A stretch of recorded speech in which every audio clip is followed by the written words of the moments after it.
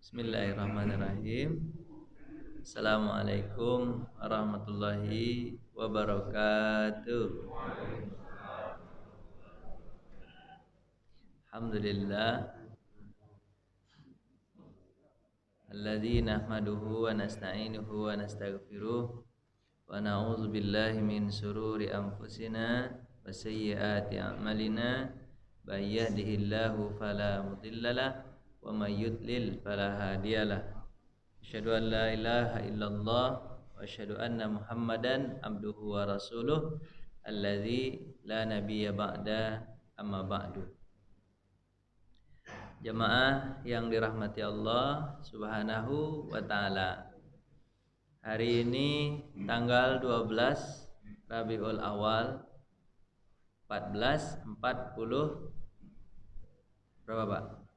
42 43 1443 Hijriah. Pada masa Nabi Muhammad dilahirkan, tahun Hijriah belum ada. Cuman bulannya sudah ada. Bulan-bulan, nama-nama bulan Hijriah sudah ada. Makanya Nabi Muhammad ditulis lahirnya 12 Rabiul Awal 571 Masehi, bukan Hijriah. Kenapa? Karena tahun Hijriah belum ada ketika itu.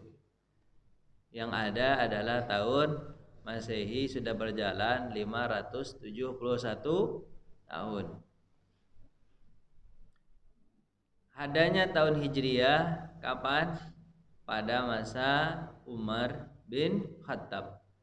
Umar bin Khattab diangkat menjadi diangkat menjadi khalifah tahun ke-3 Hijriah. Bukan 3 Hijriah. Lama lah, 10 tahun, maaf. Kan 2 tahun Abu Bakar, 10 tahun Nabi tambah 2 tahun, 12 tahun tambah 1, 13 tahun. Tahun ke-13 Hijriah sebenarnya. Tahun ke-13 Hijriah. Pada awal itu baru Umar bin Khattab pada tahun 13 Hijriah itu sepakat untuk membuat kalender Hijriah.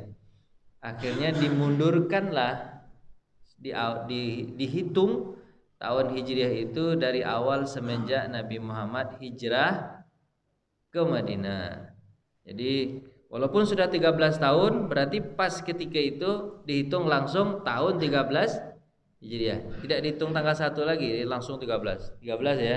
Ini pas penetapan pertama ini kata Abu Umar bin Khattab, ini 13 langsung nih.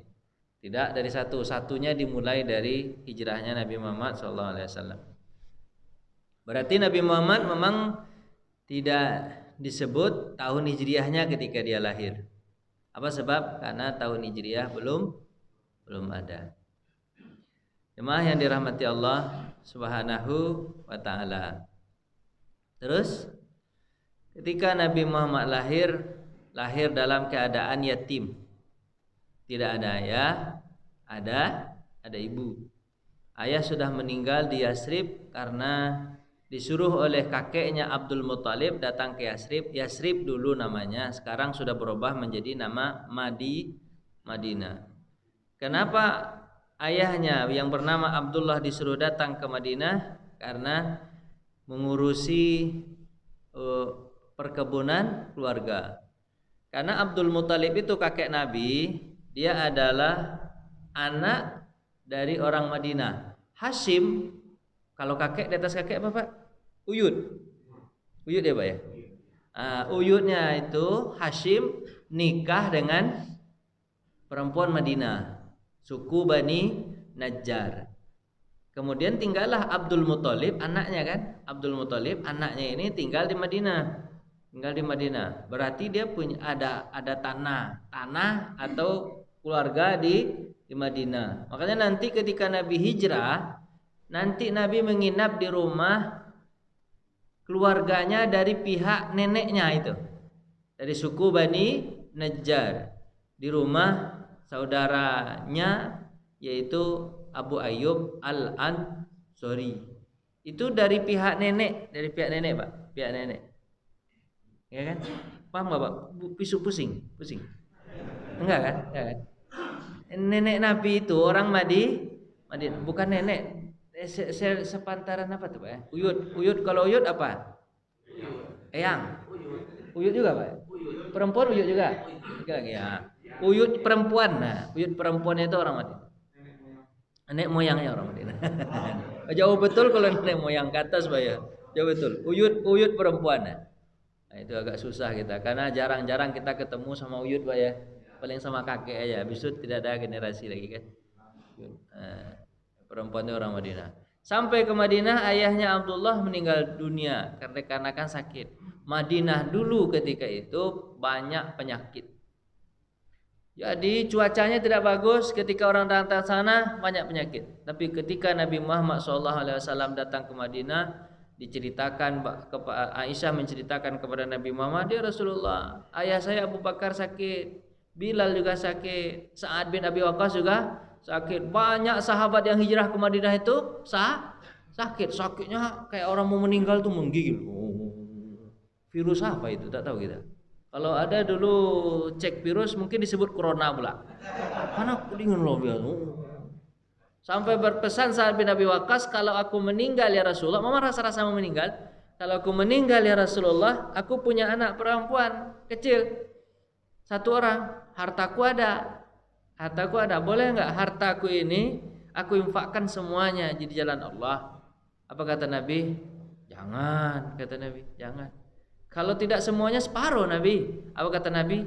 "Jangan." Terus kalau enggak begitu sepertiganya, Nabi. Apa kata Nabi? "Ya, sepertiga boleh. Itu pun sudah banyak," kata Nabi Muhammad SAW. Itu sudah banyak. Tapi Nabi Muhammad berdoa habis itu, "Ya Allah, panjangkanlah umur Sa'ad bin Abi Waqqas." Akhirnya hidup dia, Pak, sehat dia. Tapi setelah itu Nabi berdoa, "Ya Allah, jauhkanlah penyakit dari Yasrib ini, pindahkan ke Juhfah." Jadi penyakit daerah-daerah yang enggak enak itu pindahkan ke Juhfah, cuaca yang enggak enak pindahkan ke Juhfah. Kemudian berkahilah Soknya orang-orang Madinah. Itu berkat doa Nabi. Akhirnya pindahlah penyakit Madinah tadi ke Juhfah, sebuah tempat yang jauh di tengah-tengah lautan, yang tidak ada penghuninya, pindah ke situ. Itu berkat doa. Jadi sebenarnya corona ini bisa diobati dengan doa juga, Pak. "Ya Allah, pindahkanlah corona ini kemana? Ke Mars." Mas ada orang nggak, Pak? Ada nggak? Nggak ada, Pak. Nggak ada kan? Nggak ada. Nah, pindahkan ke sana. Pindahkan ke situ. Terus habis itu berkahilah kehidupan kami di sini. Alhamdulillah berkah Madinah. Sejak Nabi datang ke Madinah itu, Pak, sejak datang Nabi Muhammad ke Madinah itu, kurma mereka melimpah ruah sampai tidak terjual lagi dan tidak termakan lagi, hingga yang makan kurmanya adalah onta. Pak bisa nggak itu ngasih makan onta Bapak kurma? Nggak punya onta masalahnya. Sapi, kerbau Pak kasih makan apa? Kurma. Masya Allah. Pak jemaah yang dirahmati Allah Subhanahu Wa Taala. Jadi kalau kita belajar sejarah Nabi, teladan Nabi Muhammad, mungkin tidak sampai waktunya, karena waktunya hanya 1 jam. Kita bisa bagi kehidupan Nabi itu menjadi 3, Pak. Pertama dari 0 sampai 40, sebelum kenabian namanya. 0 sampai 40. Habis itu setelah diangkat menjadi Nabi, Nabi berada di kota Mekah selama 13 tahun. Setelah itu baru masuk Nabi Muhammad hijrah ke Madinah selama 10 tahun. Jadi 40 tahun, 13 tahun, dan 10 tahun. Coba Bapak kaji dulu yang sebelum ini lagi. Sebelum apa namanya? Sebelum diangkat menjadi Nabi. Dari usia 0 sampai usia 40. Coba bayangkan sama Bapak. Usia 0 sampai 40. Pertama dilahirkan dalam keadaan yatim. Dalam keadaan yatim. Tidak lama setelah itu berpisah dengan ibunya. Sebulan setelah itu berpisah dengan ibunya. Karena kebiasaan orang Arab, anak itu susukan oleh orang lain, diungsikan ke tempat lain. Kenapa? Karena di daerah Arab atau di daerah Makkah itu sudah bercampur baur orang. Bercampur baur virus, bercampur baur bahasa, bercampur baur maksiat. Kata Mekah itu, maka diungsikan ke tempat lain. Kemana diungsikan? Ke Sa'diyah, suku Bani Sa'ad. Yang menyusuinya adalah Halimah. Maka dia terkenal dengan Halimah tu Sa'diyah, kan itu. Dari suku Sa'diyah. Halimah tu Sa'diyah. Diungsikan, baru usia berapa, Pak? 1 bulan atau 2 bulan sudah diungsikan jauh ke situ. Tujuannya apa? Pertama, tujuan untuk menjaga bahasa Nabi Muhammad SAW. Yang kedua, untuk menjaga lingkungan Nabi. Karena anak kecil itu, Pak, dia mendengar apa yang, kan ketika anak kecil itu telinganya mendengar gak, Pak? Mendengar, Pak. Matanya aja belum kelihatan. Memang dalam Al-Quran juga begitu. Pendengaran lebih sering disebut dalam Al-Quran daripada penglihatan. Dengaran, Pak? Dengaran. Anak kecil itu, makanya semenjak bayi itu disarankan oleh orang pendidikan anak itu untuk memperdengarkan Al-Quran. Mendengarkan Al-Quran. Didengarkan. Untuk menjaga pendengaran Nabi dari kata-kata kotornya orang-orang Mekah yang rusak ketika itu, diungsikan ke Sa'diyah. Jadi pelajaran yang pertama, seandainya Bapak kepengen anak Bapak baik, perdengarkan yang baik. Kalau tidak ada yang baik-baik di sana, ungsikan. Bisa nggak Pak ungsikan, Pak? Nggak bisa juga ya. Diungsikan. Begitulah cara kita mendidik anak. Cara mendidik anak itu, Pak, kan yang mempengaruhi anak tersebut adalah keluarganya, lingkungannya, dan teman-temannya. Nah, itu kan. Kalau seandainya lingkungannya, keluarganya bagus, insya Allah anak itu baik. Lingkungannya bagus, insya Allah anak itu baik. Teman-temannya bagus, insya Allah anak itu baik. Tapi kalau kita tidak bisa jaga, anak itu nanti terjadi anak yang baik. Kan gitu, Pak ya. Diungsikan. Sudah 2 tahun, apa Pak? Sudah 2 tahun disusui, dikembalikan lagi, rencananya dikembalikan lagi ke ibunya, tapi permintaan siapa, Pak? Permintaan Halimah agar tetaplah di suku Sa'diyah. Kenapa? Karena berkah Nabi Muhammad. Bayi itu berkah, Pak. Berkah Nabi Muhammad itu. Kenapa? Halimah itu ketika dia datang ke kota Mekah, sampai di kota Mekah, seluruh orang sudah mengambil bayi kecuali dia sendiri. Karena dia membawa keledai yang jalannya lambat, akhirnya dia terlambat. Jadi perempuan-perempuan yang dari suku Sa'diyah sudah dapat bayi-bayi yang dari orang-orang yang berduit, orang-orang kaya yang akan menggaji. Tapi hanya tinggal 1 bayi lagi, yaitu bayi Muhammad. Ayahnya tidak ada. Tentu tidak akan ada orang yang akan mengupah Halimah untuk memberikan upah bagi dia yang telah menyusui. Tapi kata Aminah, kalau kamu menyusui, susuilah, tapi tidak ada upah. Kira-kira bisa nggak, Pak?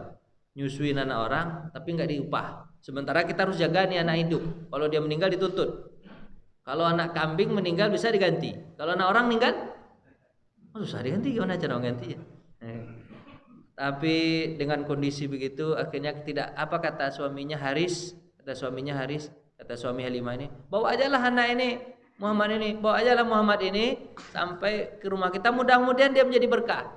Memang betul, Pak. Ketika diangkat saja Muhammad oleh Halimah, ketika diangkat, padahal dia punya anak, namanya Abdullah juga anaknya.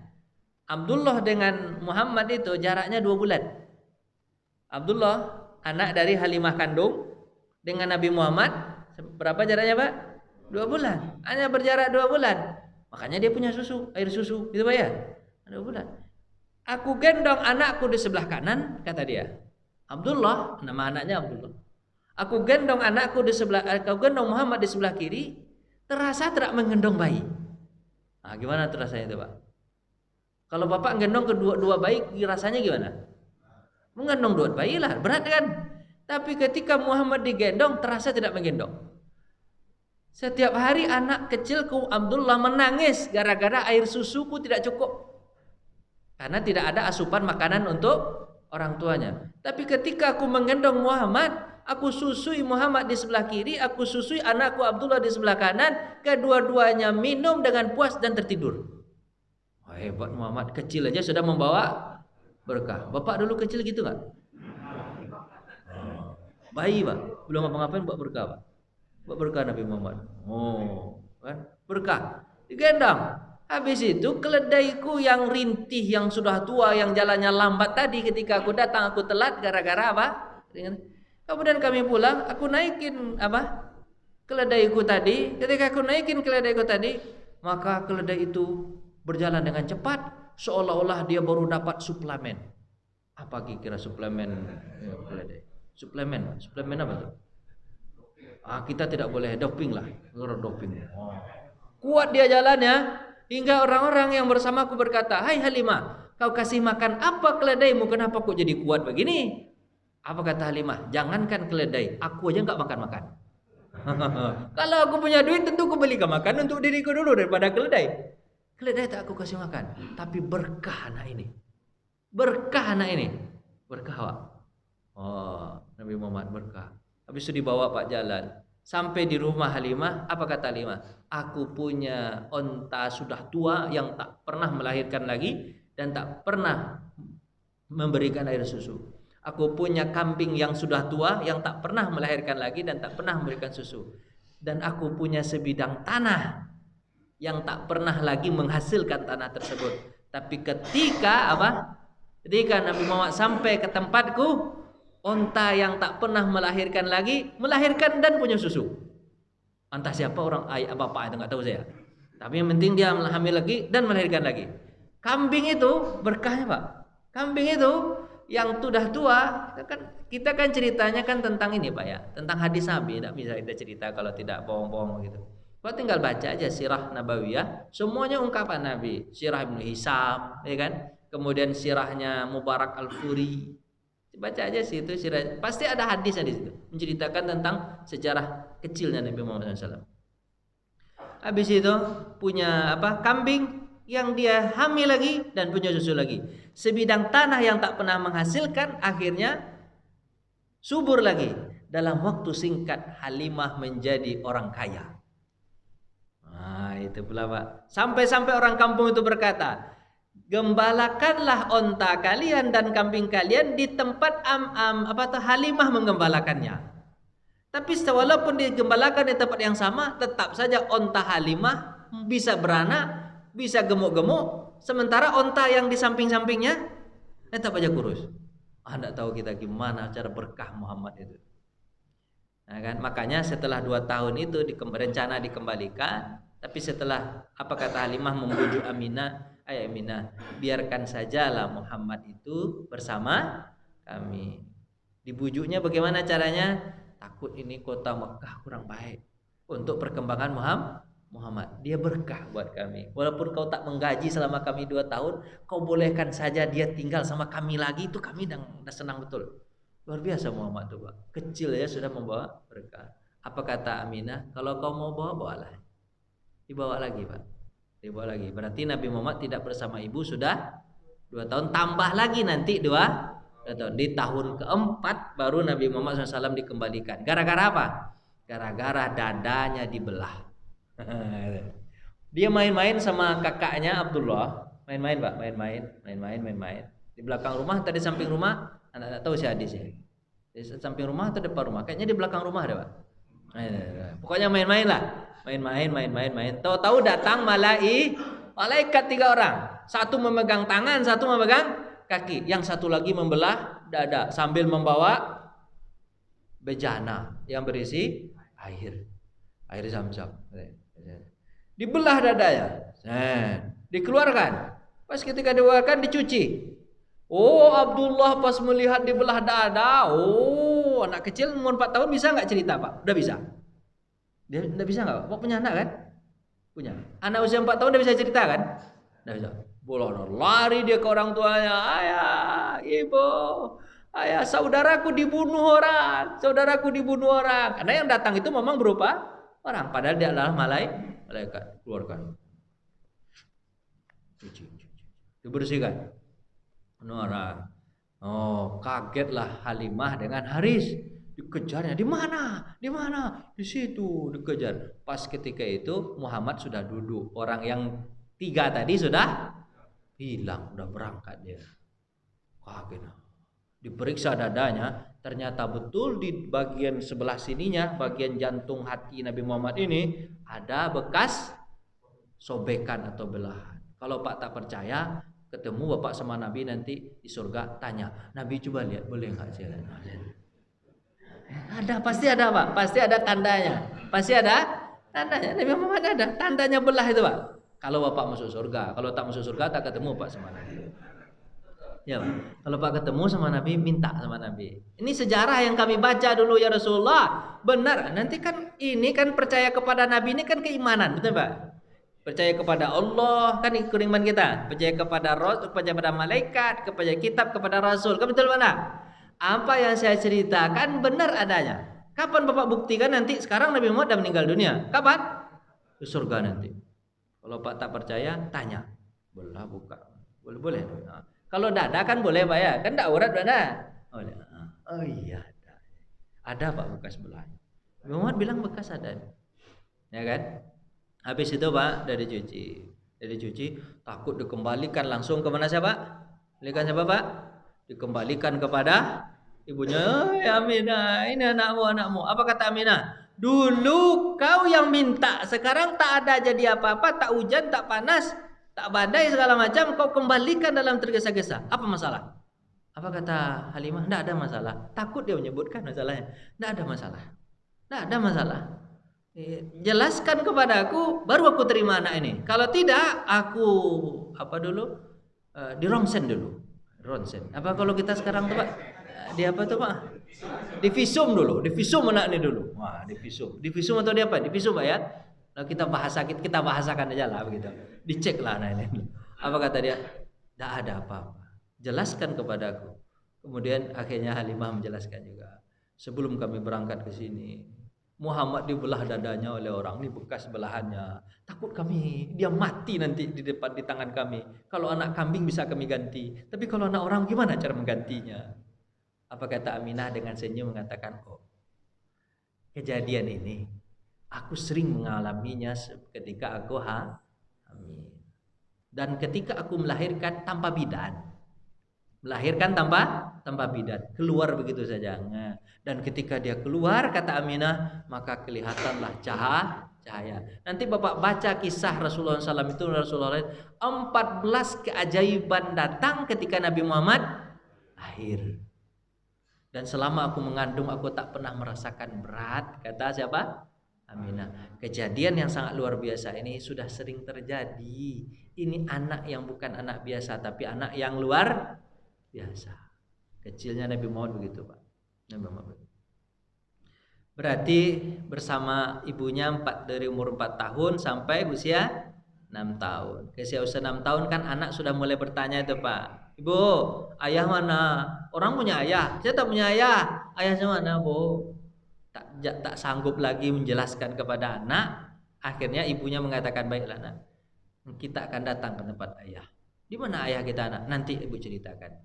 Datanglah ke Yasrib, kota Madinah sekarang namanya. Datang ke Yasrib. Umur 2 tahun itu Pak, umur 6 tahun itu. Datang ke Yasrib. Sudah selesai ziarah, sebulan menginap di sana. Ziarah balik pulang sampai di kota Abwa, jaraknya sekitar 40 sampai 30 kilo dari kota Madinah. Abwa nama daerah itu. Abwa nama daerah, dekat-dekat Yasrib juga, cuman bukan Yasrib namanya dulu. Abwa sudah daerah lain. Abwa namanya. Sampai di sana sakitlah Aminah dan meninggal dunia di situ. Jadi pulanglah sendiri berdua ketika itu Pak, kan dengan apa? Dengan pembantunya Ummu Aiman.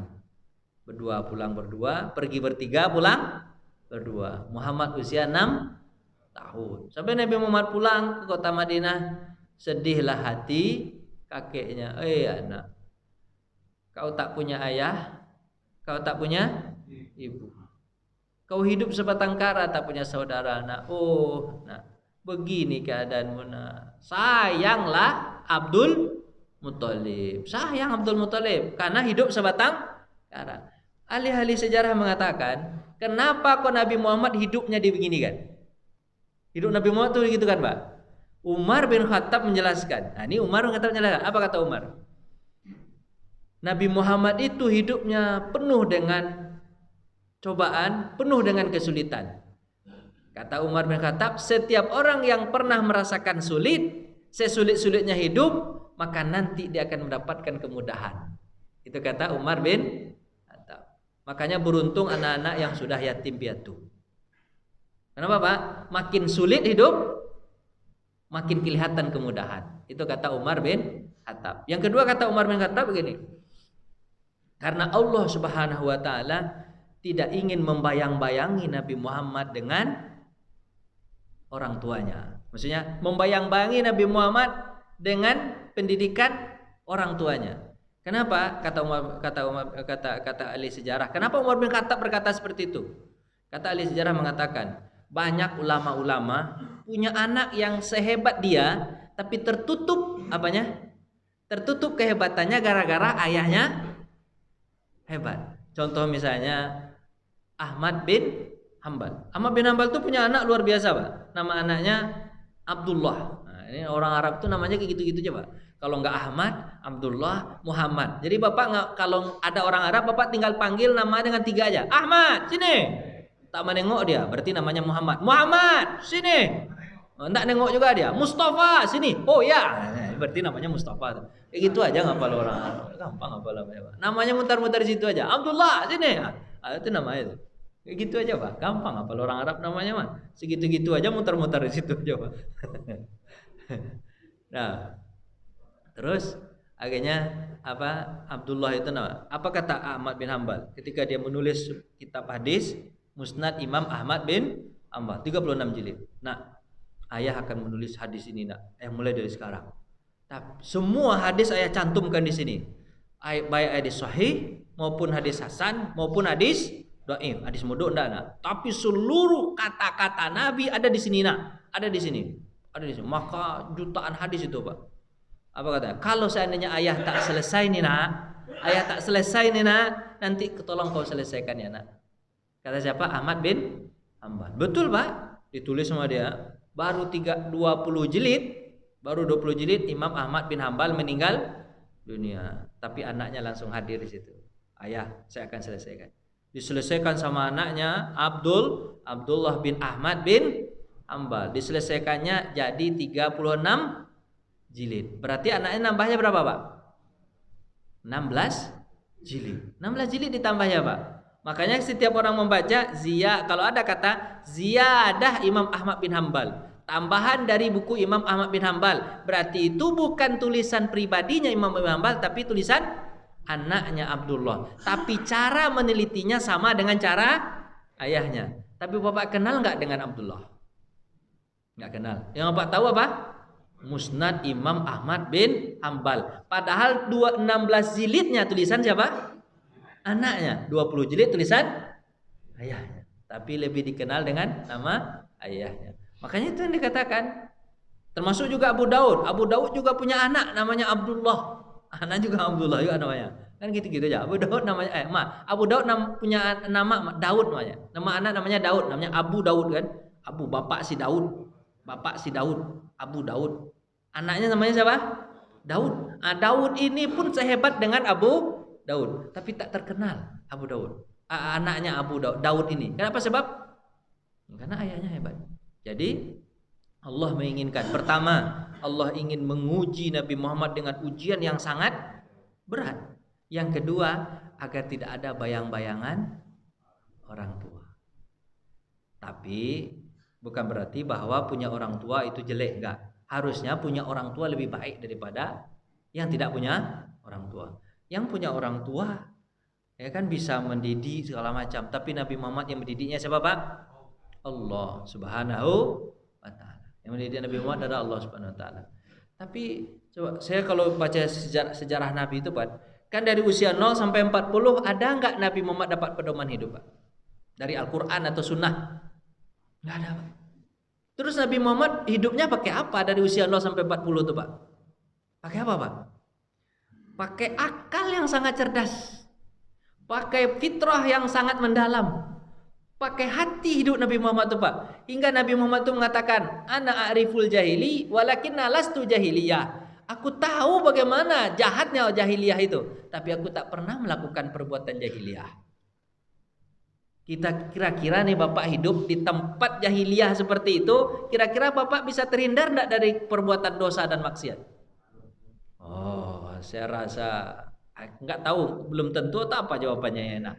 Nah, itulah, belum tentu aja lah yang lebih ini. Belum tentu Pak. Tapi Nabi Muhammad bisa hidup seperti ikan di dalam laut. Kan ada nyanyinya itu, ikan dalam laut. Enggak tahu Pak, ikan dalam laut. Ibarat apa tuh?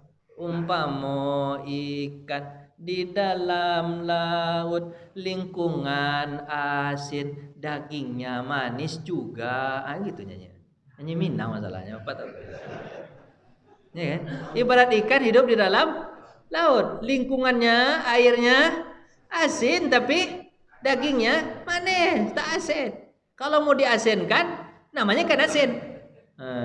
Itu setelah mati dia. Ya kan? Tapi kalau ikan itu masih hidup, oh enggak ada Pak ketemu ikan di dalam laut. Coba asin ya, enggak ada tuh, manis. Wah, ada kan? Seperti belut yang hidup di dalam lumpur.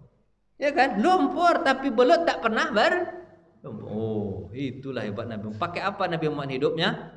Pakai basirah. Maka ahli sejarah mengatakan inilah kehebatan Nabi Muhammad. Jadi jarang orang meneliti kehebatan Nabi Muhammad sebelum apa? Sebelum kenabian. Kehebatan Nabi Muhammad itu adalah sebelum kenabian dia tidak ada Al-Quran, tidak baca hadis, tapi hidup dengan penuh kebaikan dan tidak pernah melakukan seluruh perbuatan jahat. Nabi Muhammad tak pernah melihat orang apa Pak? Belum telanjang. Dulu pada masa itu Mekah itu kan luar biasa Pak. Ibadahnya aja tak berbaju Pak. Ibadahnya tak berbaju. Apalagi kalau tidak ibadah. Kan tawaf di Mekah itu, tawaf di Ka'bah itu ngapain Bapak? Buka baju kan? Kalau Bapak hidup ketika itu mungkin Pak cari kursi duduk, ngapain? Cuci mata. Tiap sore, tiap pagi kan, cuci mata ada sebentar sebelum kerja kan.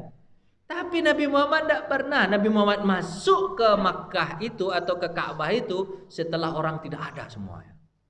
Udah tidak ada orang di malam hari jam 10, jam 11 malam kan kita itu gelap. Kata Bapak ada lampu, tidak ada lampu dulu gitu kan. Orang jam 11 itu udah tidak ada orang di Ka'bah itu. Nabi Muhammad datang itu baru beribadah pada Allah Subhanahu wa taala. Kira-kira Bapak bisa enggak begitu, Pak?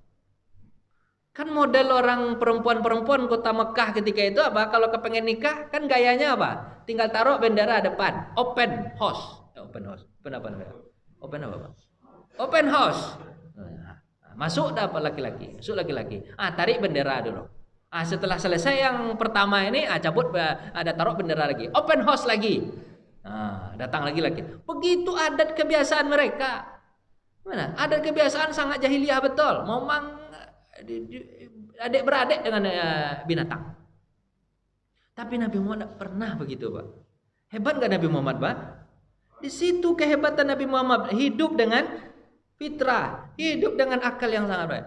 Artinya Bapak, makanya orang-orang Mu'tazilah itu pernah juga mengatakan, apa kata orang Mu'tazilah?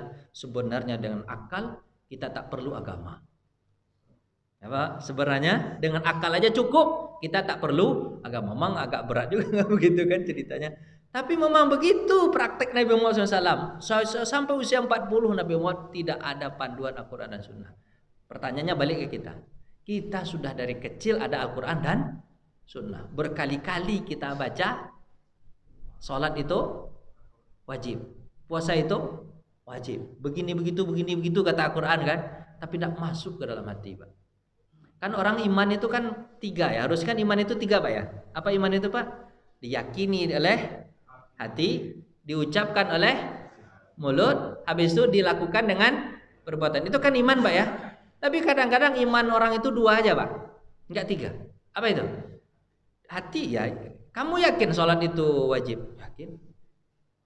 Coba ucapkan ayat Al-Quran tentang wajibnya sholat. Mana dalilnya? Mana ayatnya? Aqimis sholat. Dirikan sholat. Kamu sholat? Enggak. Lain aja. Kamu sholat? Enggak katanya. Tapi kamu yakin sholat itu wajib? Yakin. Dalilnya mana? Aqimis sholat. Kamu sholat? Enggak. Lain aja cara iman orang itu. Harusnya kan iman itu 3 Pak ya. Yakini, ucapkan, habis itu lakukan. Tapi kebanyakan orang enggak. 2 aja. 2 aja cukup gitu ya. Itu enggak sempurna imannya. Begitulah Nabi Muhammad SAW dari usia berapa Pak? 6 sampai kepada kakeknya usia berapa? 8 tahun. Sampai 8 tahun berdua. Tapi kakeknya sangat sayang. Di sejarah kan itu mengatakan kakeknya itu punya singgasana di mana Pak? Singgasana di Ka'bah itu, dekat Ka'bah itu. Tidak ada orang yang berani duduk di sana kecuali Muhammad SAW. Usia 6 tahun itu duduk di atas itu dia. Duduk dia. Malahan paman-pamannya, kakak-kakaknya siapa Pak? Kakaknya Abdullah, ada namanya Haris, ada namanya siapa Pak? Ada namanya Hamzah, ada namanya Abbas, ada namanya Abu Talib, ada namanya siapa? Abu Lahab. Abu Lahab itu dulu baik Pak. Dulu baik. Sampai Nabi Muhammad diangkat menjadi Rasul 2 tahun setelah Nabi Muhammad Rasul, setahun setelah Nabi Muhammad masih baik. Bukan. Sebelum Nabi Muhammad diangkat menjadi Rasul masih baik dia Pak. Apa contohnya? Karena dia menikahkan 2 orang anaknya kepada 2 orang anak Nabi Muhammad. Di Abu Lahab itu Pak. Abu Lahab itu kata Nabi Muhammad SAW, dia kekal dalam api neraka, tapi setiap Senin azabnya dikurangi dikit. Gara-gara apa? Ketika aku lahir, kata siapa? Kata Nabi Muhammad, ketika aku lahir diberi kabar kepada Abu Lahab itu. Abu Lahab paman Nabi yang jahat Pak. Tabat yada Abi Lahabiu kata Abu Lahab. Diberikan berita kepada Abu Lahab, "Hai Abu Lahab, anak saudaramu Abdullah," dia sebenarnya sayang banget sama Abdullah tuh Pak. Abdullah luar biasa ayah Nabi Muhammad. Dia anak keponakanmu telah lahir. Namanya Muhammad. Bahagia dia. Maka budaknya yang memberi berita kepadanya dimerdekakannya. Merdeka kamu. Kamu merdeka. Itulah infaknya Abu Lahab ketika Nabi Muhammad meninggal dunia. Berapa harga satu budak? 50 juta.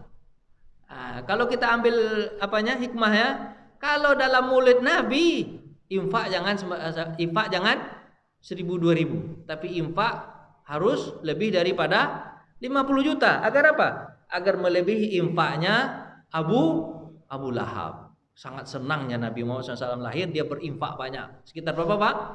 50 juta. Jadi kalau ada orang maulid Nabi infaknya kurang, berarti kalah sama Abu Lahab. Tapi insya Allah nanti yang ngasih nasi kebuli, insya Allah pahalanya besar. Iya Pak ya. Kayak gitu Pak ya. Jadi begitulah Nabi Muhammad lahir dalam keadaan begitu. Baru cerita sampai di sini Bapak udah capek ya? Ini kisah sejarahnya kan. Kan kita ngambil di sana. Memang nggak cukup waktu Pak menceritakan luar biasa Nabi Muhammad itu kan. Biasa. Dari usia 8 tahun tinggallah di rumah Abu Talib. Tinggal di rumah Abu Talib. Apa kata? Karena Nabi Muhammad itu ketika kecil kata bapak nyusahin Pak, enggak Pak. Abu Talib itu paman Nabi yang baik nih Pak. Yang jahat Abu Lahab. Bapak masih pusing ngafal namanya dia. Namanya Abu Talib pula. Apalah namanya ini. Ya kan? Kalau satu Asep, satu Usep, berat juga lah. Ini gitu lain lah yang beda. Tapi ini Abu Talib sama Abu Lahab. Abu Talib yang baik. Tinggallah bersama Abu Talib usia 8 tahun rumah paman. Karena dia tahu dia adalah keponakan. Kemudian Abu Talib itu walaupun dia adalah pimpinan kota Mekah ketika itu, tapi tak banyak duit. Karena tidak korupsi Pak. Karena nggak korupsi dia, nggak korupsi. Ada nggak banyak duit. Habis itu dia kasih makan anaknya. Ke Nabi Muhammad pas ketika datang makanan, kata bapak Nabi Muhammad dia langsung ikut makan. Enggak. Nabi Muhammad dia mundur ke belakang. Dibiarin aja anak Abu Talib itu makan. Kalau ada sisa baru dimakan sama Nabi Muhammad. Tapi biasanya tidak ada sisa. Terus Nabi Muhammad makan, tidak makan. Terus kalau tidak makan, bagaimana caranya? Nabi Muhammad keluar rumah, minta izin kepada pamannya. Paman, minta izin. Kemana? Kamu keluar. Silahkan, kata pamannya. Keluar, ngapain? Datang ke orang-orang yang punya kambing. Paman, boleh nggak saya gembalain kambingnya? Boleh. Tapi kamu dapat upah hanya sekian-sekian ya, gitu. Kurang dari 1 dirham. Sekian-sekian ya dalam sehari kau gembalakan. Nggak apa-apa paman. Asalkan saya ada makan aja, alhamdulillah. Digembalakanlah kambing orang tersebut. Kemudian sore-sore dikasih upah. Upah tadi kata bapak dibalikannya nasi padang sendiri, kemudian dia makan. Enggak. Harusnya kan bapak karena nasi padang sendiri kan, nasi padang sendiri makan sendiri kan. Kan duduk di batang pohon kan. Nabi Muhammad enggak. Upah yang diambil sama siapa pak? Dapat sama Nabi Muhammad tadi dibawa pulang, dibilang kepada paman, paman, aku tadi ngembala kambing. Ini dapat upahnya. Ini upahnya paman. Silahkan paman belikan makanan untuk kita makan sama-sama. Bangga sama bapak. Tadi dia tidak makan, tapi dapat dapat uang, kasih kepada paman, biar paman yang ngelola uang. Begitu Nabi Muhammad. Datang ke rumah Abu Thalib, tak pernah nyusahin Abu Thalib. Tak pernah nyusahin pak. Kalau masalah makan Nabi Muhammad yang terakhir. Terus begitu terus pak. Begitulah Nabi Muhammad hidup-hidupnya. Nanti di usia 12 tahun nanti apa ingat ya? Usia 12 tahun. Nabi Muhammad itu kan mulai jualan. Jualan di mana? Di pinggir kota Mekah ketika musim-musim haji. Datang orang Madinah beli. Anak, ini berapa harganya? Sekian dirham pak. Saya beli ya? Ya. Datang teman dari kawan tadi. Kamu kemana? Ada sebulan kita tak jumpa, 2 bulan itu. Ngobrol sama kawan pak. Padahal duit sudah dikasih, makanan apa tuh barang sudah diikat. Kan Nabi mau belajar ke anak-anak kecil belajar jualan pak. Jadi kalau musim haji jualan, kalau nggak musim haji ngapain pak? Ngembala kambing jualan. Karena keasikan ngobrol, barang tadi tertinggal. Duit sudah diterima. Nabi Muhammad sibuk melayani orang lain. Dia tidak tahu, tidak paham orang tuh. Pergi aja orang tuh. Udah pergi bingung. Kok barang belum dibawa? Kemudian Nabi Muhammad SAW setiap musim haji, di tahun depan musim haji lagi. Orang tuh ingat barangnya masih tertinggal, dia udah balik ke Madinah. Barang itu masih tertinggal di situ. Tetap dibungkus oleh Nabi Muhammad dengan bungkusannya. Nabi Muhammad tetap duduk di situ. Orang dulu pakai toko atau emperan aja pak, kaki 5 pak. Kaki 5 ya, kenapa tuh toko? Tapi Nabi Muhammad bertahan di situ agar apa? Agar orang Madinah kalau dia datang lagi dia ingat dia pernah beli di sini. Ini orang anaknya. Kalau Nabi Muhammad pindah ke tempat lain ingat nggak dia pak?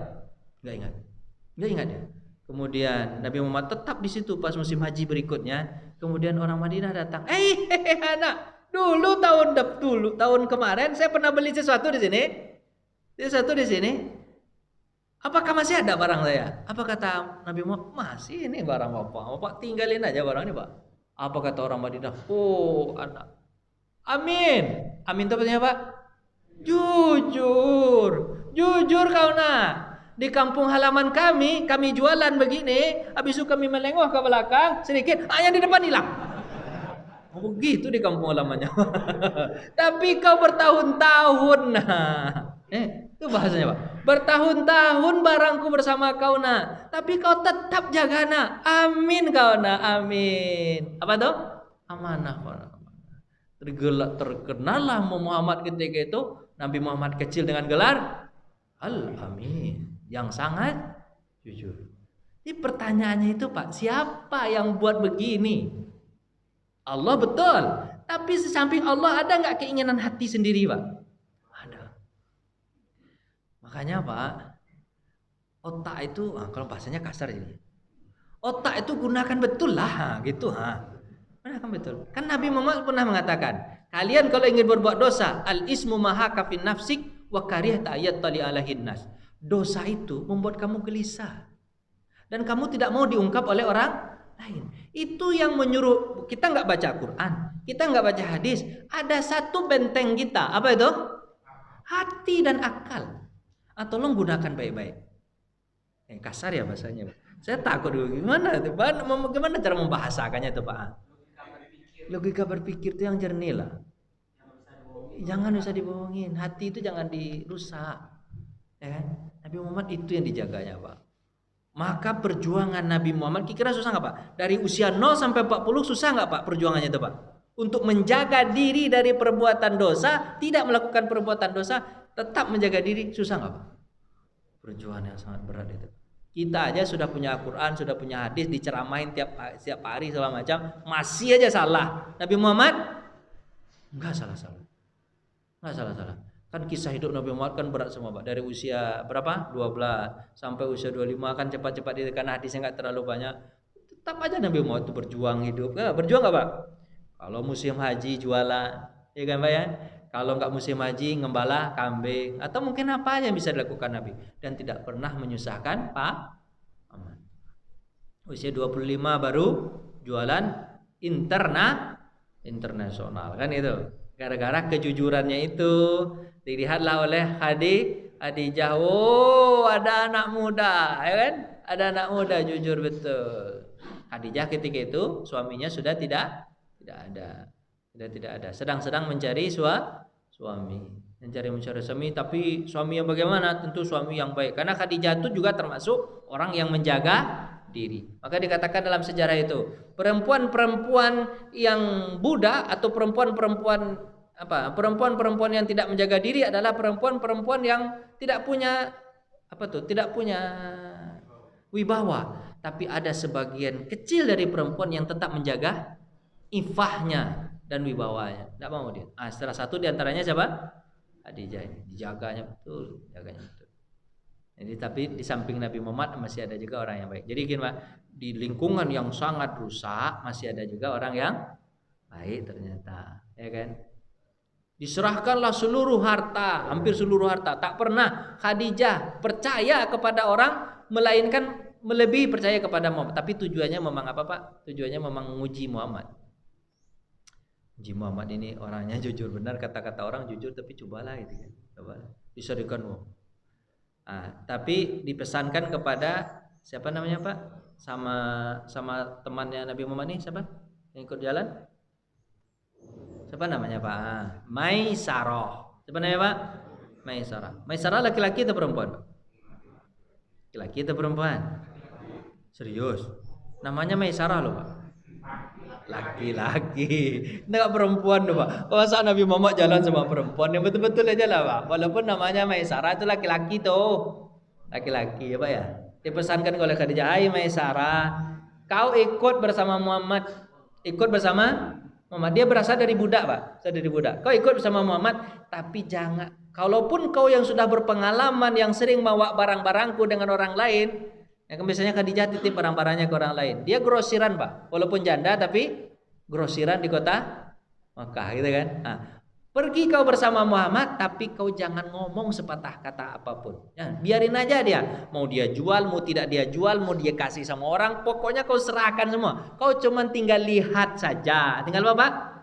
Tinggal lihat saja apa yang dilakukan oleh Muhammad. Apa yang dilakukan Muhammad, kau lihat saja. Kau lihat aja. Jangan kau bantah-bantah. Apa yang dilakukannya, lakukan. Disuruhnya, lakukan. Tidak disuruhnya, jangan lakukan. Pokoknya gitu aja. Itu pesannya ya. Rugi nanti, tenang aja lah rugi. Tidak masalah. Ya kan? Begitulah. Akhirnya Nabi Muhammad berangkat ke kota Syam. Sampai di kota Syam jualan. Tapi Maisarah menceritakan sangat luar biasa perjalanannya itu. Ketika Khadijah pas pulang sampai, Maisarah, sini kau, ceritakan apa yang terjadi. Apa kata Maisarah? Tidak pernah aku melihat orang yang sangat luar biasa, wahai Khadijah. Biasanya aku kau suruh ikut bersama orang. Dia makan, aku tak makan. Dia makan, aku jagain barang. Tapi Muhammad bersamaku tidak, wahai Khadijah. Dia makan satu nampan dengan aku, padahal aku adalah budak. Aku yang istirahat, dia yang bangun, jagain barang-barang. Bayangkan dong. Hai Maisarah, kau letih, kau yang tidur, aku yang jagain. Terbalik sangat luar biasa Pak. Kau yang tidur, wahai Maisarah, aku yang jagain barang. Muhammad duluan kerja, aku datang telat. Selalu Muhammad lebih duluan kerja. Dan ketika sampai di mana Pak? Di kota Syam, dia jualan dengan orang sangat jujur. Orang-orang bertanya, Muhammad ini harganya berapa? Ini harganya sekian, modalnya sekian. Kalau kalian mau kasih untung, kasihlah untung kepada kami. Kalau kalian tak mau kasih untung, duit kamu tak ada, tak apa-apa, bawa aja lah barang. Begitu Muhammad jualan, sangat jujur dan memudahkan orang membeli. Kalian butuh apa? Ini barangnya. Ini KW1, ini KW2, ini KW3. Ini asli. Disebutkan seluruh barangnya. Disebutkan jelas-jelas, tak dibohongi sedikit pun oleh Khadijah. Dia memudahkan orang lain. Ketika mau pulang, orang-orang yang dia mudahkan tersebut terkenal di kota Syam. Jangankan di Mekah Pak, di kota Syam juga terkenal. Bapak pernah nggak? Terkenal di Indonesia, terkenal pula di luar negeri. Ada nggak? Ada. Terkenal pula Nabi Muhammad di Syam sangat luar biasa. Ketika dia menjual memudahkan orang, tapi ketika mau pulang dia berkata kepadaku, wahai Maisarah, baiknya kita beli barang juga di Syam ini. Kemudian barang yang istilahnya gimana tuh Pak? Ciri khas Syam ini kita beli kemudian kita jual di Mekah. Apa kata Maisarah? Bukan apa kata Maisarah. Kata Maisarah mengomentari begini. Dalam hati aku berkomentar, wahai Khadijah, kenapa capek-capek sih? Kan sudah orang-orang Mekah itu biasanya Pak, ketika dia datang ke Syam, barangnya sudah terjual, kemudian mereka berbuat maksiat dulu baru mereka pulang. Ini Muhammad enggak, dia adalah orang yang orang biasanya kan jualan itu lama-lama di situ sebulan 2 bulan sampai habis barang kan Pak ya. Kalau Muhammad itu enggak, belum lagi seminggu barangnya udah habis. Habis itu tuh dia pulang duluan kan. Ketika dia pulang duluan, maka dia beli lagi barang-barang yang ada di kota Syam. Dia dimudahkan oleh orang Syam. Kenapa? Ada dia juga memudahkan. Dimudahkan oleh orang Syam, kemudian dia cepat beli barang, dia balik ke kota Mekah. Orang balik ke kota Mekah kan orang belum datang lagi, Pak. Nabi Muhammad datang membawa apa? Barang-barang ciri khas kota Syam. Tentu berebut juga orang membeli di kota Mekah. Habis beruntung dua kali lipat. Maka wahai Aisyah, kau tanya kepadaku tentang Muhammad, aku tak bisa jawab wahai Aisyah. Luar biasa orang. Khadijah. Kan salah saya jadinya. Saya sudah mendengar. Yang kalau udah terbawa itu. Kau ceritakan. Itu kan sejarahnya, Pak. Kau ceritakan, kau bertanya kepadaku tentang Muhammad, aku tak bisa cerita. Luar biasa. Luar biasa. Padahal kalau kita umur 25 tahun itu, Pak, itu lagi spanning naik-naiknya tuh, Pak. Spanning apa namanya itu, Pak? Bahasanya kasar betul, Pak. Itu lagi nenek, tapi Muhammad jauh daripada itu Khadijah. Jangankan untuk yang bawah, di bawah perutnya Khadijah, untuk perutnya aja dia tak pikirkan Khadijah. Tak terlalu dia perhatikan. Itu kisah Nabi Muhammad kapan, Pak? Sebelum diangkat menjadi, sudah sangat menakjubkan. Apalagi kalau sudah diangkat menjadi rasul. Ada tuntunan Al-Qur'an. Waktu kita habis, itu masalahnya. Gimana? Lanjut. Kan usia 25 baru nikah dengan Khadijah. Khadijah kan yang tertarik betul sama Muhammad. Kalau begitu cerita kau Maisarah, tak bisa tidur malam aku Maisarah. Tak bisa tidur. Makan tak enak, tidur tak nyaman.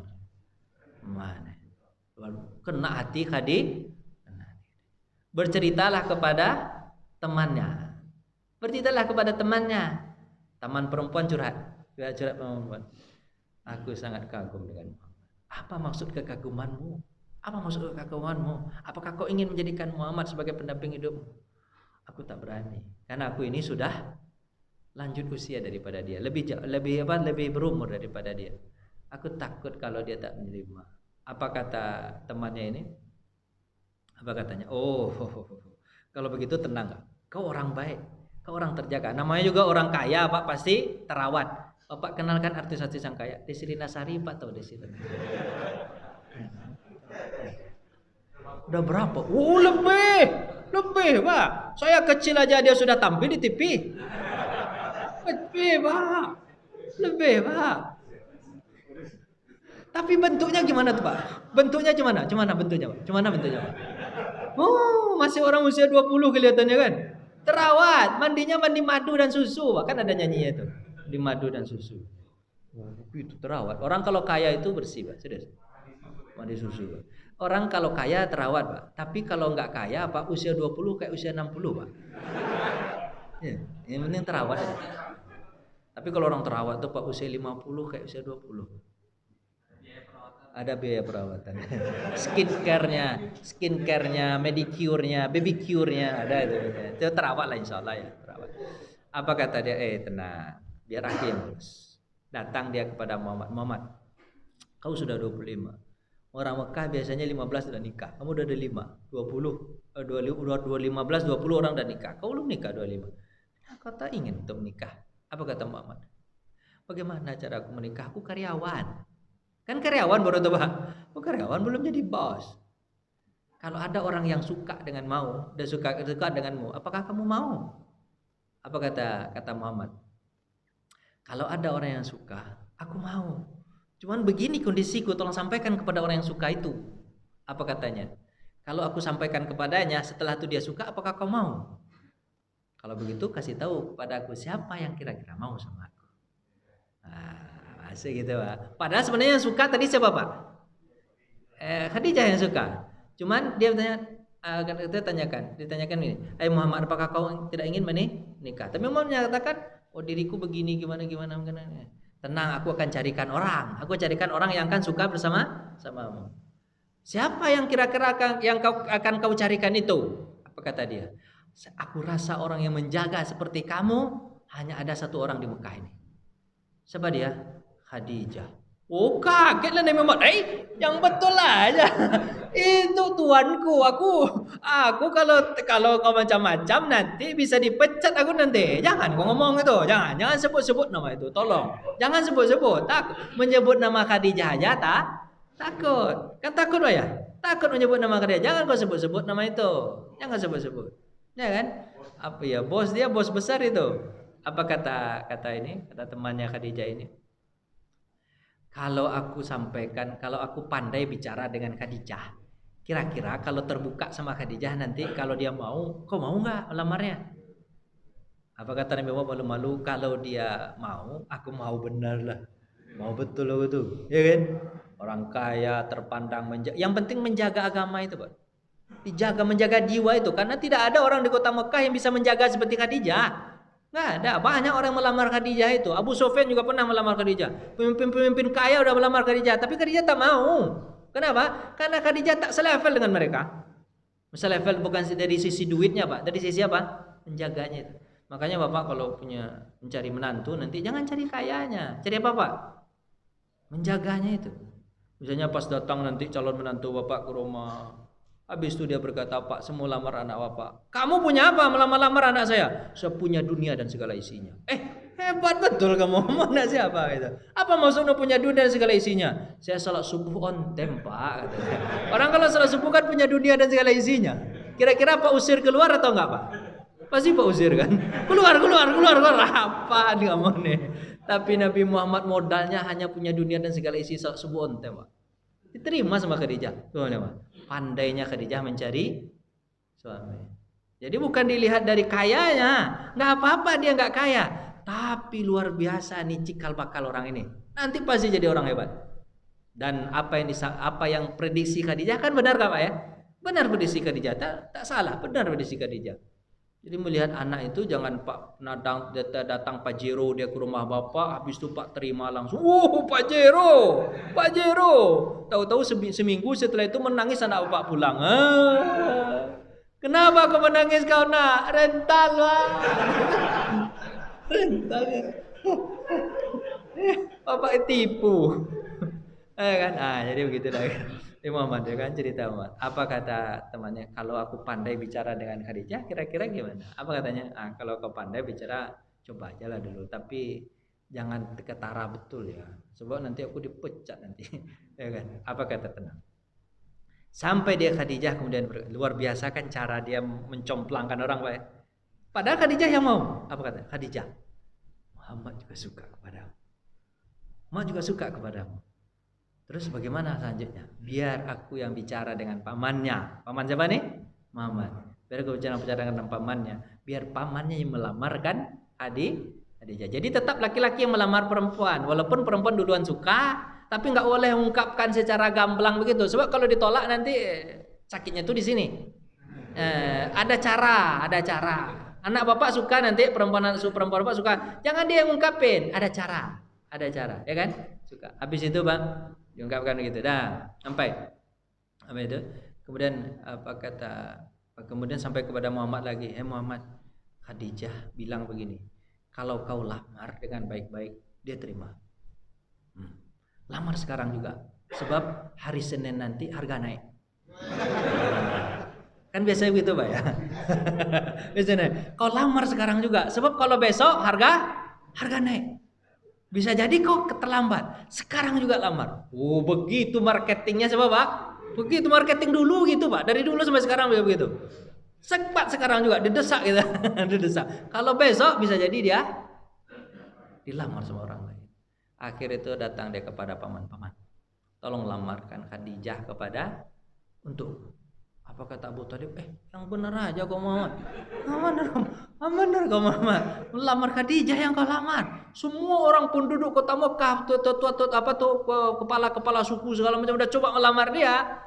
Tak ada diterimanya. Kau ingin apa Muhammad? Kau tak punya apa-apa. Kau anak yatim Muhammad dari dulu orang tahu kau. Apa kata Muhammad? Coba aja Paman. Untung-untungan Paman. Kalau ya dapat, kalau enggak. Jadi coba aja.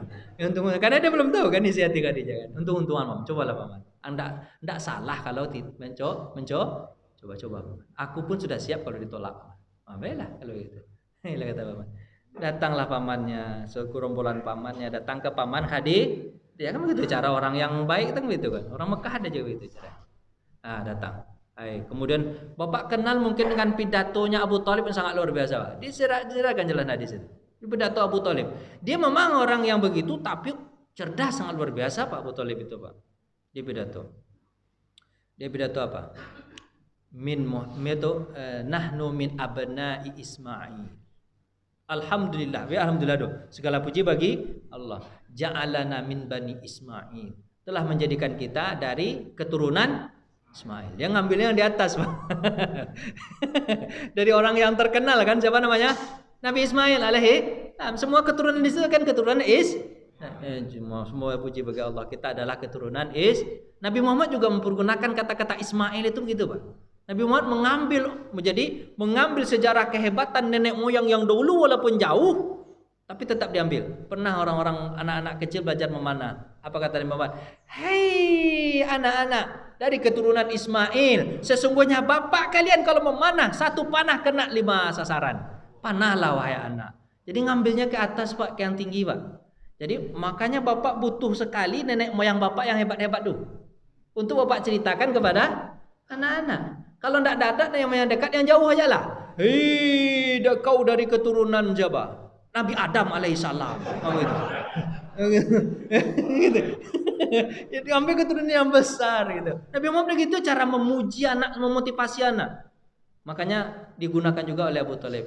Sangka puji bagi Allah yang telah menjadikan kita dari keturunan Kalau Ismail kan keturunan baik-baik semua kan, keturunan Ismail. Sekarang kami datang untuk apa? Melamar Khadijah. Sebenarnya kan yang suka Khadijah dulu, tapi nggak apa-apa. Kami datang untuk melamar Khadijah. Kalian semuanya, kan paman-pamannya juga jual mahal itu. Kalian semuanya nggak usah bicara lagi. Kata siapa? Kata Abu Thalib. Muhammad suka kepada Khadijah, Khadijah suka kepada Muhammad. Kalian mau apa? Begitu bahasanya gitu. Kalian mau apa? Muhammad suka kepada Khadijah, Khadijah suka kepada Muhammad. Kalau kalian tidak restui nanti lari, nikah lari dia nih. Nah, itu bahasa kasar gitu kan gitu. Nanti nikah lari apa namanya? Nikah apa namanya, Pak? Nah, lari nikah apa? Nikah lari, Pak. Ah gitulah. Itu kawin lari namanya, nikah lari. Kawin lari nanti kan. Apa kata paman? Oh, insyaallah kata pamannya cuman ini kata pamannya. Aku terus mendengar. Apa kata Abu Thalib? Kalian kalau memang Muhammad ini begini sekarang, tapi tolong kalian cari apakah ada orang seperti akhlaknya seperti Muhammad ini di kota Mekah. Ada enggak? Kalian cari, maka tidak ada yang sebanding dengan Khadijah kecuali Muhammad ini. Akhlaknya sangat. Kini memang dia seperti ini, tapi dia akan menjadi pemimpin yang sangat besar. Bahasa siapa, Pak? Abu Thalib benar dengan prediksinya. Dia akan menjadi pemimpin yang besar. Tidak akan menyesal Khadijah kalau nikah dengan Muhammad. Terus habis itu dia mengatakan begini, hei paman-paman, kami memang begini tidak adanya. Tapi kalau kalian sebut berapa maharnya Khadijah, sekarang juga saya bayar. Begitu bahasanya luar biasa. Bahasa paman yang padahal dia juga miskin itu, Pak. Tapi luar biasa. Kalian sebutkan aja, sebutkan. Kita tak tawar menawar di sini. Kalian sebutkan berapa harus kami maharkan kan? Kan orang Arab itu kalau yang terhormat kok maharnya besar-besar, Pak ya. Kalian sebutkan saja maharnya Khadijah, kami bayar. Maka mahar Khadijah itu lebih dari 1 M. Mahar Khadijah berapa 1 M? 20 ekor unta, 60 wasak emas. Saya tak tahu ngitungnya gimana. Onta saya tahu hitungnya. Tapi oleh sejarah mengatakan lebih dari 1 M. 1 M, Pak. Pernah Pak nikah mahar 1 M, Pak? 20 ekor unta. Satu ekor unta aja berapa harganya, Pak? 30 juta kali 20 berapa? 600 juta, Pak. 600 juta. Belum duit emasnya segala macamnya. Pokoknya banyak lah, pokoknya MM lah. Kalau lebih dari itu pokoknya MM lah. Tapi terbayar sama Nabi Muhammad SAW. Berarti Nabi Muhammad bukan orang miskin. Nabi Muhammad adalah orang kaya. Usia 25 tahun, dagangnya bukan antar kampung, Pak, bukan tarkam. Tapi apa? Tarnas, tarinter. Apa itu? Itulah begitu. Ekspor impor dagang Nabi Muhammad. Kaya Nabi Muhammad. Eksportir. Ekspor impor antar negara itu, Pak. Ke Syam. Berapa negara yang dilewati? Mekah, Palestina, Yordania, Lebanon, Syria. Itu di musim panas, musim panas. Kalau musim dingin turun ke bawah ke Yaman, ya kan? Ya kan, turun ke Yaman. Bukan luar biasa itu, Pak. Kan biasa itu. Ya kan? Li'ilafi Quraisy. Akhirnya setelah lamaran itu keluarlah berapa mahar dan dibayarlah maharnya. Nabi Muhammad menikah secara nikah sah. Nikahlah. Lahirlah 6 orang anak dari Khadijah. Saya rasa Bapak capek. Ya kan, lelah kan? Jam 6 waktu juga Pak mau kerja juga kan? Ya begitulah cerita Nabi Muhammad, Pak. Jadi Pak, akhirnya saya mau sampaikan begini. Jadikanlah Nabi Muhammad itu idola, Pak. Sudah, Pak. Tak ada, makanya apa Pak ya? Tak ada kisah Nabi Muhammad itu kullu amrihin, kecuali seluruhnya menakjubkan. Dari sebelum kenabian, setelah kenabian, atau ketika dia berangkat ke kota Madinah. Oh Pak, cerita Nabi Muhammad, Pak. Maka kalau Bapak kita ambil kisah-kisah itu, kan Al-Quran ada, hadis ada sebagai pedoman hidup. Tapi bagaimana menjalankan Al-Quran dan hadis adanya dalam sejarah Nabi Muhammad hidup. Kita ikutin aja sejarah Nabi Muhammad itu, Pak. Ikutin aja cara Nabi Muhammad itu. Bagaimana dia menjaga dirinya walaupun tidak ada Al-Quran dan As-Sunnah. Jaga dirinya sangat luar biasa. Bagaimana susahnya hidupnya, berjuangnya hidupnya, makan minumnya, dia berjuang hidup. Tak pernah Nabi Muhammad itu tak berjuang hidup. Dari semenjak kecil sampai besar, Pak. Sampai usia 25 tahun tetap berjuang, Pak, tetap berjuang. Dan dalam perjuangan tetap berbagi dengan orang. Orang kalau berkata, siapa rumah yang paling besar di kota Mekah? Orang pasti nunjuk. Rumah Khadijah dan Muhammad. Rumah siapa yang paling gampang dimasuki? Orang nunjuk Khadijah dan Muhammad. Rumah siapa yang paling dermawan, setiap kalian datang pasti akan diberi? Rumah siapa? Muhammad. Rumah siapa yang paling amanah kalau kalian titipkan uang kalian? Orang mengatakan Khadijah dan Muhammad. Seluruh kebaikan bertumpu kepada rumah tersebut. Padahal belum ada Al-Quran dan Sunnah. Kecerdasan luar biasa Nabi Muhammad. Bapak, makanya kalau dah ada Pak cerita itu, Pak. Kalau dah bicara tentang Nabi Muhammad, Pak, kita hanya mengatakan rindu bertemu dengan Nabi. Sangat rindu. Kenapa? Luar biasa kehidupan Nabi Muhammad SAW. Maka cinta kepada Nabi adalah bentuk keimanan. Orang ditanya, ya Rasulullah SAW, apakah aku ini bisa masuk surga? Kapan hari kiamat ya Nabi? Apa kata Nabi Muhammad? Nabi Muhammad balik bertanya, apa yang kau persiapkan untuk hari kiamat itu? Kata Nabi Muhammad, saya tak punya apa-apa ya Rasulullah. Saya tak punya amal yang hebat, amal yang kuat, salat, puasa saya enggak punya ya Rasulullah. Apa yang kau punya? Saya punya hanya sayang dan cinta kepadamu. Apa kata Nabi Muhammad? Engkau bersama orang yang kau cintai. Maka cintailah Nabi Muhammad. Cintai Nabi Muhammad, cintai keluarga Nabi Muhammad. Kau cinta kepada Muhammad, kata Nabi, cintailah aku karena Allah Subhanahu wa taala, karena Allah menyuruh kalian cinta kepada aku karena aku adalah utusannya, dan cintailah keluargaku karena aku, kata Nabi Muhammad SAW. Keluarga aku cintai juga, anak keturunanku cintai juga, karena darahku mengalir ke darah-darah mereka. Cintai. Bentuk kecintaan kita kepada Muhammad adalah jaga agamanya, jangan kita nodai. Jalankan sebaik-baiknya, jangan kita nodai. Kenapa? Karena apa yang dibawa sama Nabi Muhammad sesuatu yang sangat berharga. Nabi Muhammad mengatakan, pegang agama ini, walaupun tangan sudah putus, pegang dengan erat. Karena kalian akan selamat. Taraktu fikum amrain, aku tinggalkan kepada kalian 2 pusaka, Al-Quran wa sunnah. Addu alaika bin nawajis. Pegang betul-betul dengan ini. Makanya Pak, dengan Islam ini Bapak akan mulia. Dengan agama ini Bapak akan mulia. Dengan Nabi Muhammad Bapak akan mulia. Jangan cari kemuliaan di luar dari Islam. Pak cari kemuliaan di luar Islam, agama-agama lain. Demi Allah, kata Allah Subhanahu wa taala, walillahil izzatu. Allah yang punya kemuliaan, yang lain tidak punya kemuliaan. Kemuliaan yang lain adalah kemuliaan yang semu. Kemuliaan yang ada adalah kemuliaan Allah Subhanahu wa taala. Kira-kira begitu, Pak. Tak bisa cerita selesaikan cerita Nabi Muhammad di sini, cuma cuplikan kecil itu sebelum apa? Sebelum Nabi Muhammad berangkat menjadi rasul. Jadikan Nabi Muhammad itu sebagai idola. Kalau seorang idola gimana, Pak? Setiap dari cara bicaranya, makannya, minumnya, ibadahnya, dan selalu dia manggil nama-namanya. Tengok ya, orang Bapak kau idola, Ceribel kan dipanggil-panggil, Ceribel, Bapak selalu panggil namanya. Apa kata Nabi Muhammad SAW? Berselawatlah kepadaku, sesungguhnya selawat itu sampai kepadamu. Setelah sampai kepadaku, aku akan doakan kalian 10 kali. Sallallahu alaihi wasallam. Berselawat kepada Nabi, sekali kita berselawat, Nabi 10 kali mendoakan selamat untuk kita. Ya Allah, selamatkan Nabi Muhammad. Padahal Nabi Muhammad tak butuh selamat itu, karena Nabi Muhammad sudah selamat. Tapi bukti kita cinta kepada Allah, kita doakan Nabi Muhammad selamat. Nabi Muhammad mendoakan kita 10 kali. Man shalla alayya wahidatan sallu alaihi asyra, kata Nabi. Siapa yang berselawat kepadaku, mendoakan kebaikan untukku, aku akan berdoakan kebaikan untuknya 10 kali. Banyak-banyak berselawat kepada Nabi Muhammad sallallahu alaihi wasallam. Terima kasih Pak atas perhatian. Mohon maaf atas segala kekurangan. Kita tutup dengan doa kafatul majlis. Subhanakallahumma wa bihamdika, asyhadu an la ilaha illa anta, astaghfiruka wa atubu ilaik. Kita doa kepada Allah. A'udzubillahi minasyaitonirrajim. Bismillahirrahmanirrahim.